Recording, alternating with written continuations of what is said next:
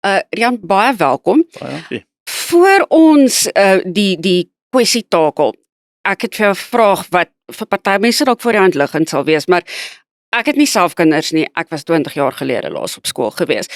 Kan jy net kortliks vir my verduidelik wat presies doen 'n beheerliggaam?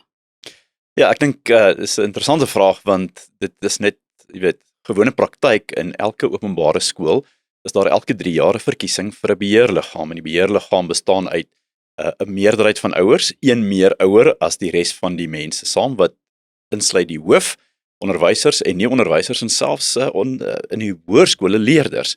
En die rol van die beheerliggaam is maar soos 'n body corporate, 'n regeringsstruktuur of 'n governance struktuur, so dit is om skoolbeheer en 'n oorsigrol te vervul in 'n skool. Dit is nie om die skool te bestuur nie, dis nie dag-tot-dag betrokkenheid nie, maar dit het 'n groot rol vir die rigting, die visie en die oorsig van goeie beheer en goeie bestuur by die skool.